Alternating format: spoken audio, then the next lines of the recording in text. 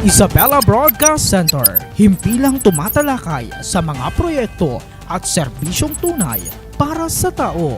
Hatid ang mga programang nag-uugnay sa bawat Isabelenyo saan mang panig ng mundo.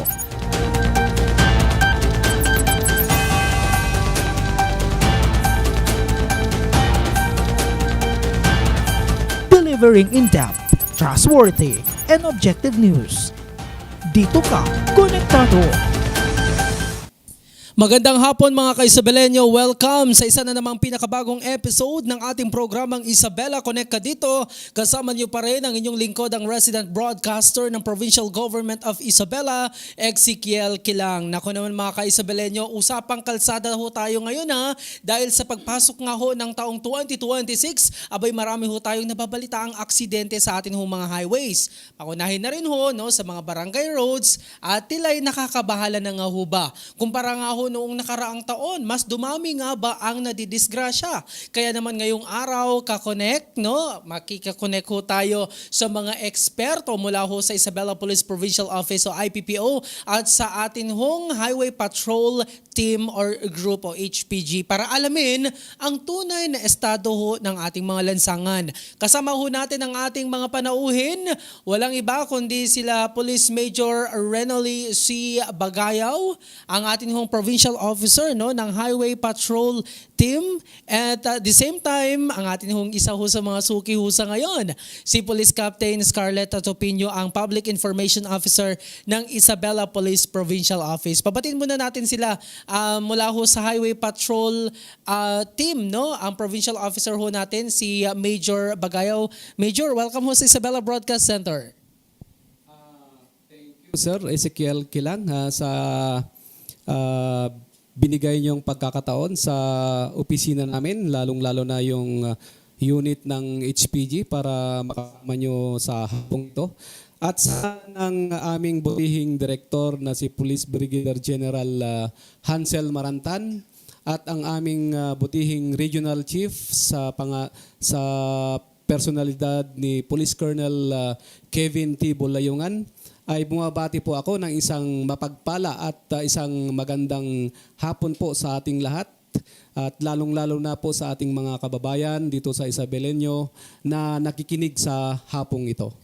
Yes sir, maraming salamat sa oras ho sir na inyong naibahagi ho para kayo makapanay mo namin. At syempre ang ating hong suki, si Captain Scarlett Topinio. Ma'am, welcome back again sa Isabela Broadcast Center.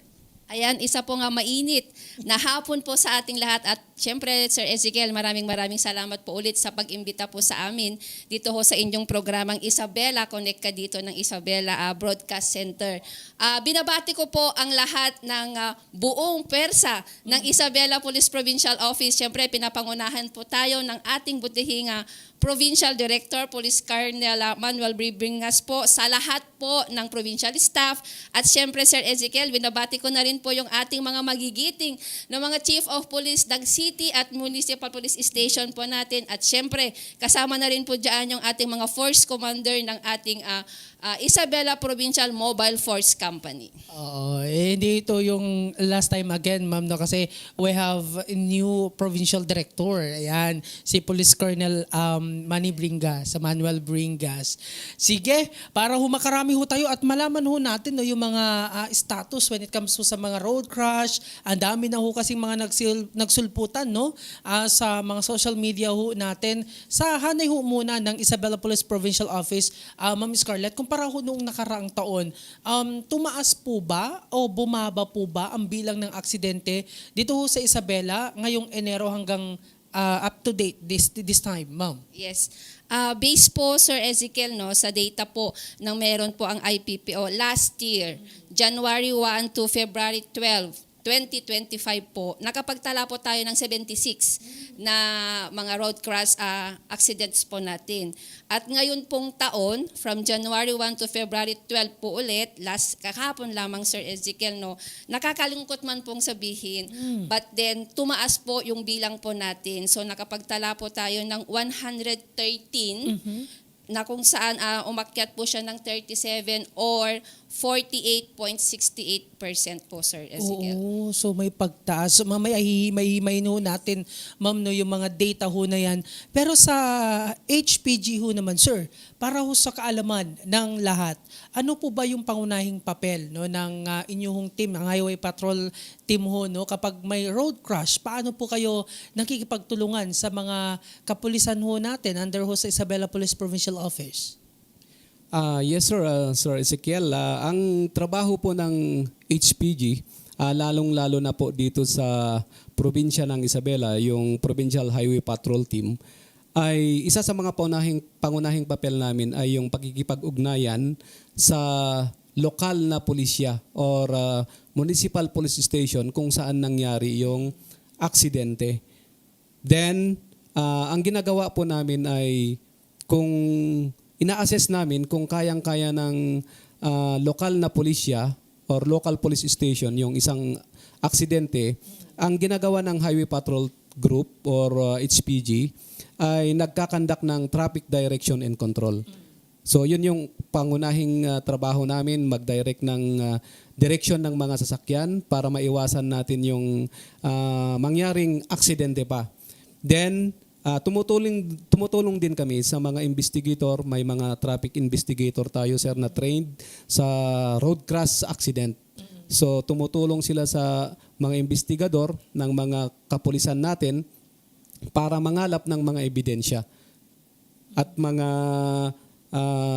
dapat nakunin, lalong-lalo na yung pag-reconstruct natin doon sa road crash accident na tinatawag natin para sa pag-file ng kaso or yung pag-reconstruct ng mga aksidente para sa ganun makuha natin kung ano at paano nangyari yung isang aksidente. Oo, at least na-differentiate ho natin kasi baka ho ma-confuse, no, yung atin ho mga kababayan kapag nandun ho kayo sa scene.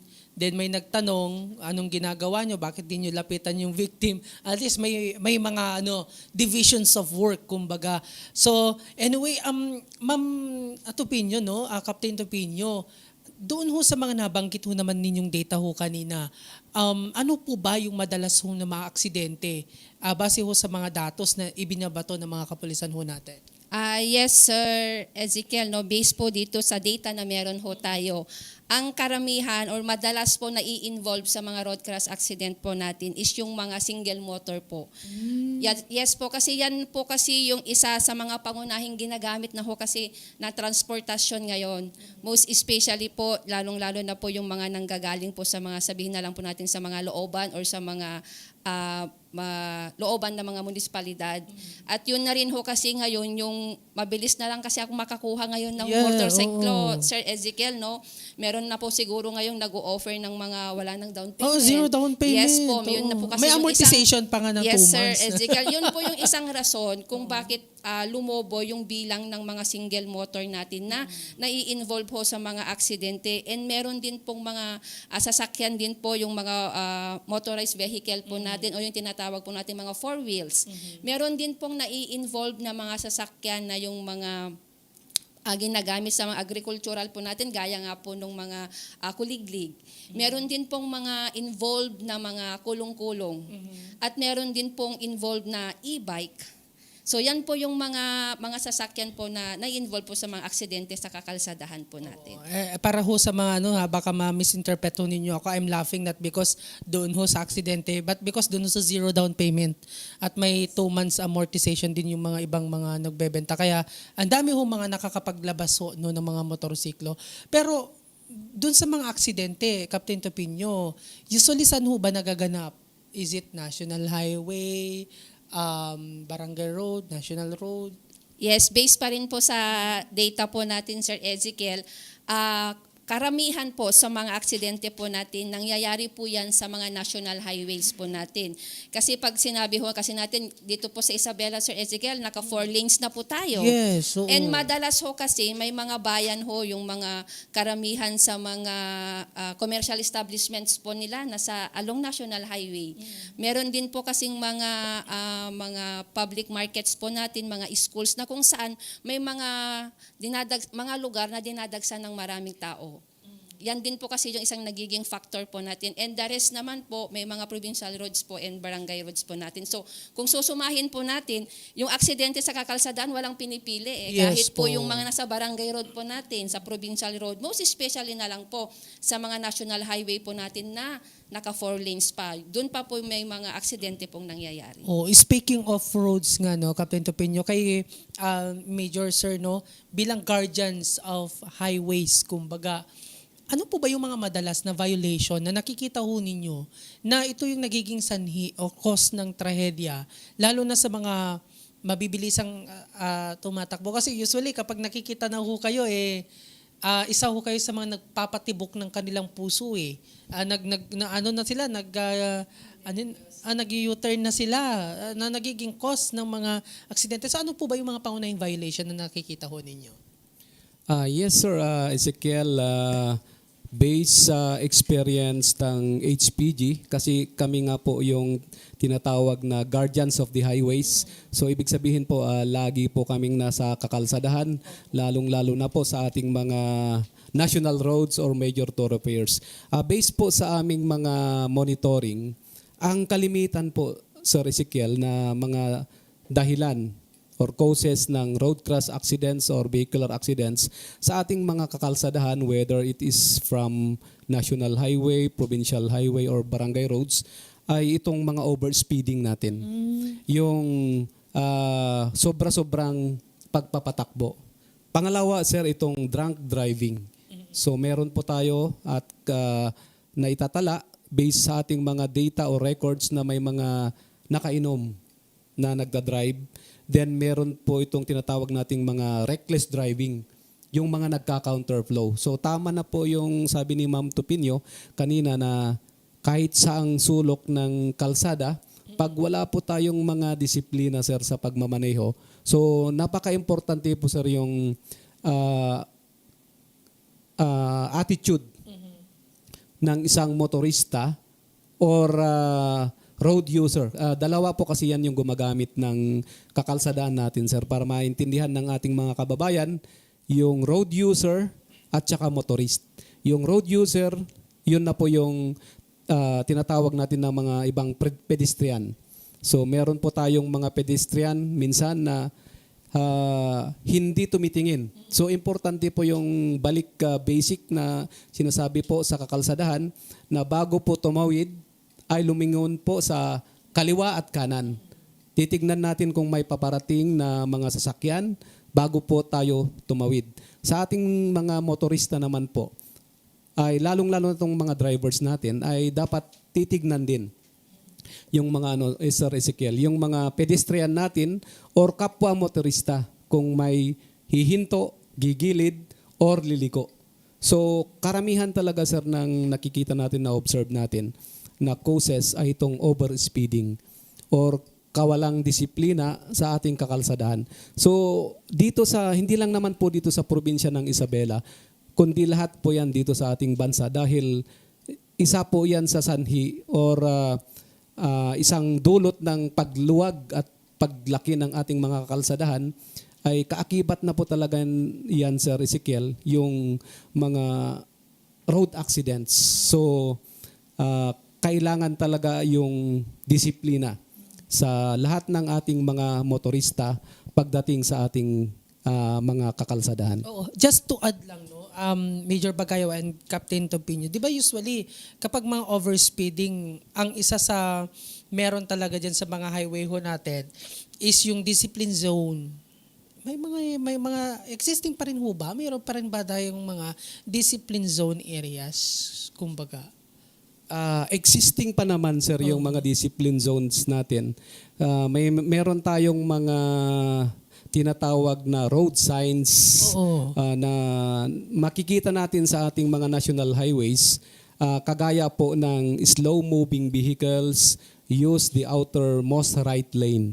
So karamihan po ay ito yung mga nababiolate ng ating mga motorista. Lalong-lalo na itong mga sinasabi nating motorcycles, single motorcycles. Kagaya nga po sabi ni Ma'am Tupinio kanina na isa or 80% yung mga nai-involve base sa data natin ay mga single motorcycles.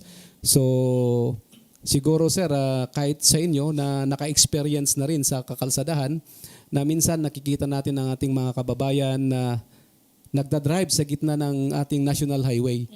So isa po yon sa programa ng Isabela Provincial Highway Patrol Team na itong taon na ito ay makikipag-coordinate na kami at nag-umpisa na kami ni Sir PD, ni Sir Police Colonel Bringas na nakipag-usap kay ating butihing governor para doon sa mga interventions na gagawin ng Isabela Provincial Government. Katuwang po ang ating kapulisan, ang IPPO at ang HPG. So mamayang hapon po Sir Ezekiel ay meron po tayong meeting kasama ang mga chief ng LTO dito sa buong Isabela para sa ganon ay magkaroon po ng kaayusan itong ating mga kakalsadahan, lalong-lalo na itong pagtugon natin sir sa road crash accident sa ating probinsya. After yung program ho natin, no? Anyway, ang governor naman ho natin talagang tinututukan no, yung mga usapin hong ito. That's why nandyan na ho sir, ma'am, no, yung mga series of meetings. Sa mga aksidente naman, Ma'am Topinio, na nabanggit ho ninyo kanina, ilan po ba yung mga naitatalang mga nasasawi? Ito yung mga fatalities. And ano ho yung madalas na dahilan or yung cause ng pagkaka-aksidente? Yes, based po sa data natin kanina, Sir, January 1 to February 12 nga po, no? Meron ho kasi tayong mga nakakalungkot sabihin, pero mayroon pa rin po kasing nawawalan ng buhay dahil sa mga aksidente. And based po sa records po natin, ngayong taon na to, no? Meron ho kasi tayong reckless imprudence resulting in homicide na tinatawag po natin. Nakapagtala po tayo ng 17, wherein last year po meron pong 18. So bumaba po siya ng isa. Although bumaba pa po siya ng isa, pero sad to say pa rin talaga, ito po yung pinaka-worst kasi na nagiging resulta ng mga ganitong aksidente. May buhay na nawawala. And pagdating naman po dun sa mga kung ano po yung mga nagiging resulta ng mga investigation po nila. Usually ho sa mga ganitong aksidente, yung dalawang panic or both parties ho kasi nag-amicably settle po kasi sila. So hindi na ho kasi namin, ano yun Sir Ezekiel, no? Hindi na ho namin kasi pwedeng kung whatever the decision of the both parties, yun po kasi. Kaya nga po kasi minsan, kung ano po yung nagiging rason, usually ho kasi, Sir Ezekiel, may mga instances po na yung mga nai-involve na mga aksidente ho dito sa atin, sa area po natin, usually yung mga iba, dayo, nanggagaling pa sa Manila, pupunta ng Cagayan, napadaan sa Isabela, doon nangyari. So minsan ho kasi, ang nababanggit ko nila, nakukuha na ho yung oras nila, parang ayaw na ho nilang maistorbo pagdating sa mga lakarin pagdating sa pagsampa ng kaso. And at the same time, yung iba ho kasi Sir Ezekiel, gusto nila maayos na lang yung mga sira ng mga sasakyan po nila. So yun po yung nagiging status po natin. But then Sir Ezekiel, no, meron pa rin naman po tayong naisasampa na mga cases po natin against po dun sa mga involved po. But doon ho sa cause no ng aksidente, it's more on human error. Ma'am. Yes po. Mm-mm. Gaya, isa lang po sa mga human error yung nabanggit po ni Sir kanina, no. Idagtag ko na lang po sa nabanggit ni Sir kanina. Alam ko maraming nakaka-relate po nito. Yung mga nagmamaneho na gumagamit ng phone. Oh, yes. Yes, isa rin po yan sa may isang factor, Sir Ezekiel, kasi minsan nagte-text tayo, nagchat-chat tayo. And the worst thing, baka mamaya may nagdadrive na naglalaro pa. Kasi yung isang idlap mo lang na hindi mo pagtingin sa kalsada mo or sa manubela mo, hindi mo na siya kayang ihabol pag andyan na yung aksidente.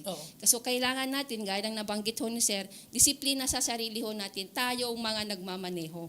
Isipin po natin yung mga buhay na dala-dala natin, kung may mga kasama man po tayo, isipin po natin yung buhay na dadatnan po natin, at isipin po natin yung buhay ng mga pedestrian po natin in case man, Sir Ezekiel. But based on that data no na na-provide ninyo, ang nangunguna na reason kung bakit may mga aksidente nakainom.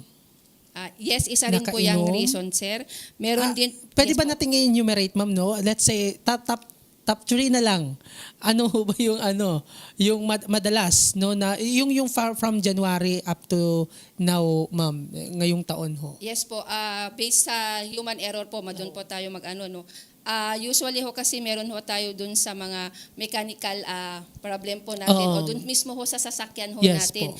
Kasi usually po, ang nagiging reason po, and then yung mga initial investigation po na nakakandak nila, yung mga sasakyan nawalan ng preno, hindi kumapit ang preno.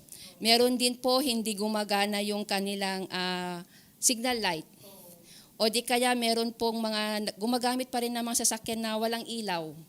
Kasi na-experience ko na rin yan, San Ezekiel, na meron kang makakasalubong na motor na kulong-kulong na wala palang ilaw, magugulat ka na lang, andyan na siya. So yun po yung mga isang naging reason. And isang i-consider pa rin po natin, minsan no, kasi yung weather. Yung weather Yes, condition. lalo na po pag malakas ang ulan at gabi.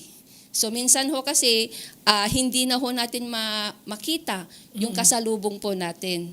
And then may mga instances rin po na yung mga nabanggit rin po ni Sir kanina, yung mga pedestrian. Example na rin po natin yung mga nakatira sa malapit sa mga kakalsadahan po natin na may mga alagang aso. Yan rin po kasi yung isang Stray animal. Yes po, yan po yung nagiging isang reason din po. Kasi siyempre, kung gusto mong hindi mabangga yung aso dahil sa sobrang bilis mo na, may instances ho na ikaw na driver ang maaaksidente at maliligtas mo yung iniiwasan mong aso. So halo-halo pala no, nangunguna human error, mechanical error. At the same time, we consider no yung weather condition at yung mga stray animals. So it is very important no bilang isang rider na maging active no sa lahat. Kay Major Sir no, paano naman ho ninyo inaayudahan o tinutugunan yung mga numerong nabanggit ho ni Ma'am ho kanina, yung mga nabanggit ho na data from IPPO sa pamamagitan ho ng pagpapatupad ho ng batas. So paano naman ho kayo na umaayuda ho doon?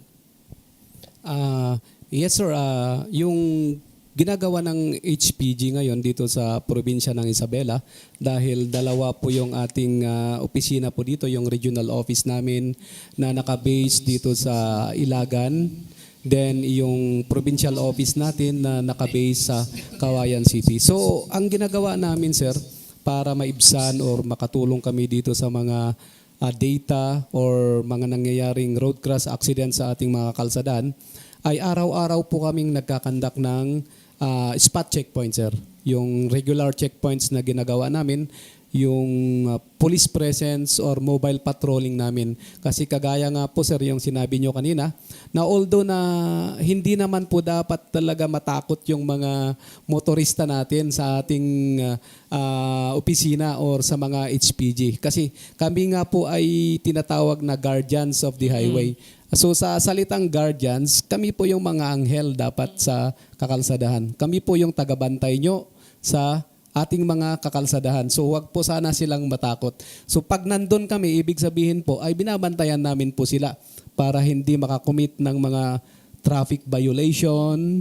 Kasi meron po tayong mga ini-implement sir na national laws at itong mga ordinansa natin sa ating mga munisipyo at ating mga syudad dito sa buong Isabela. So sa pamamagitan po ng police presence, conduct of inspection o roadside inspection sa mga ating mga motorista sa kakalsadahan, ay natutulungan namin po ang ating mga lokal na kapulisyan. At isa pa sir, itong ginagawa namin ay itong information drive.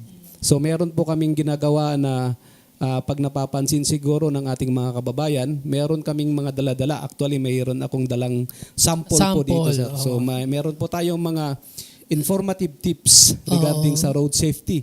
So dinis-distribute namin ito habang nagkakandak din po kami ng checkpoint sir. So marami pong itong information drive na informative tips na dinidistribute natin sa kalsada. Oo. Kaya hindi lamang po nagtitiket ang ginagawa namin sa kakalsadahan sa Ezekiel, kundi nagbibigay na rin kami ng mga paalala.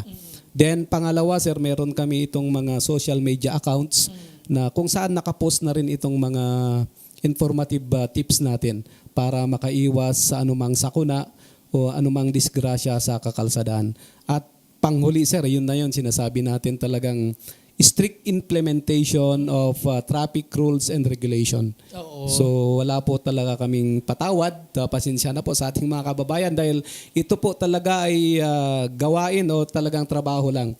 Yung strict implementation o pagtitiket namin sa mga traffic violators natin kasi isa po ito sir sa paraan para makaiwas po tayo sa disgrasya sa ating mga kalsada. Oo, hopefully nga no makatulong itong programa ho natin na ito.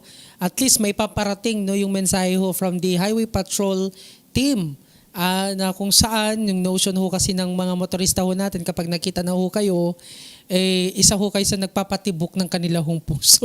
Kumbaga no. Sir, Major, paano po ninyo tinutulungan ho naman no yung mga biktima na mapatunayan kung sino ho ang may kasalanan kapag may mga road crash? Ano po itong tinatawag ho na accident reconstruction? Kasi usually kapag may mga aksidente, nagtuturuan yan eh. Ay, hindi ko kasalanan yan. Kasalanan nung tumalon sa LRT-ST, dapat daw tumingin muna sa taas. May mga ganun ba? So, paano ho kayo nakakatulong naman sa HPG? Yes sir, tama po yun sir kasi hindi po maiwasan talaga sa kakalsadahan lalong-lalo na itong mga disgrasya. So tama yun sir na nagtuturuan talaga kung sinong may kasalanan. So meron po tayong tinatawag na accident reconstruction. Ito po yung pagkalap ng mga ebidensya kung paano nangyari yung isang aksidente at bakit nangyari. So kung yung paano, ano bang reason? Ano bang dahilan? Human error? Yung sinabi ni ma'am kanina na human error,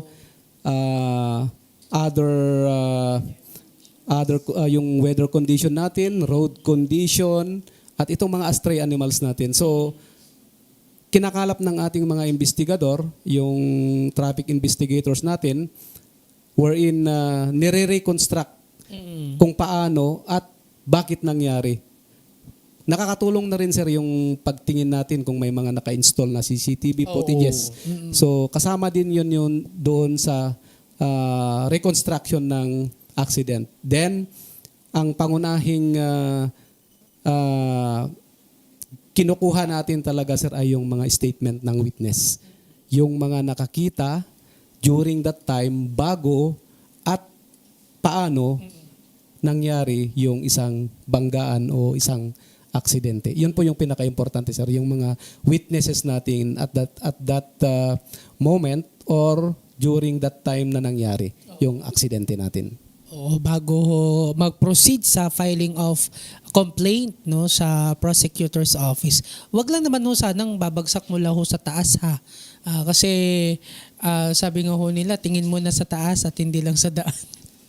Anyway, Ma'am Tupinyo no, ano naman ho, sa hanay ho ng Isabela Police Provincial Office, ano naman ho yung mga strategic measures? Kasi si Sir, nabanggit na ho niya kanina, yung mga game plan ho nila. So sa hanay po ng IPPO, para mabawasan ho naman yung mga insidente ho, no, ng mga ganito, mga aksidente sa mga susunod ho na buwan.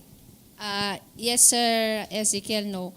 Isa lang naman po yung gusto nating iparating. Same lang din with kay Sir, no, yung mga ibang ginagawa ho ng kapulisan po natin ng Isabela. Ipaalam at i-educate natin na kung paano sumunod ba sa mga batas trapiko. Yun po yung pinaka-importante. Kasi tayo ho mismo na mga driver, kung alam po nating sumunod, yung mga dapat sundin at huwag gawin yung mga hindi ho natin dapat gawin, makakaiwas po tayo sa disgrasya. And at the same time na rin po, yung lahat po tayo may obligasyon, may responsibilidad na maiwasan ang isang aksidente. And other ways pa rin po para mabawasan po to kahit papaano. Siguro may mga napapansin ho kayo sa mga iba't ibang municipality or city dito sa Isabela. Napapansin nyo po siguro yung ating patrol car na meron hong kinakandak na Oplantang Bully.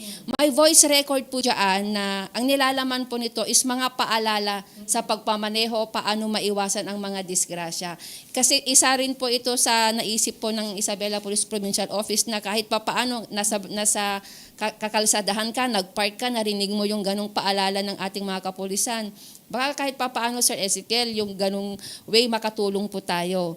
And at the same time din po, may mga kinakandak po yung ating mga stations sa lower units po natin na may mga series of may mga dialogue po tayong pumupuntahan, most especially sa mga barabarangay na gusto nating iparating ano ba dapat at hindi dapat gawin, lalong-lalo na po kung tayong magmamaneho. And at the same time din po, in coordination na rin po, in partnership na rin po sa ating mga barangay officials, kasi dapat, Sir Ezekiel, mag-start pa lang sana sa barangay.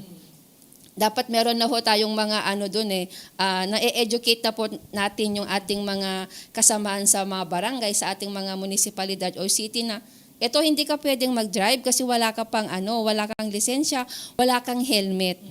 And pakiusap na rin po siguro, Sir Ezekiel, kukunin ko na rin po pagkakataong ito na gaya ho ng nasabi nyo kanina, yung mga kapulisan nasa lansangan, hindi po yan hindi po yan yung magpapanervyos sa'yo or magdadala ng takot.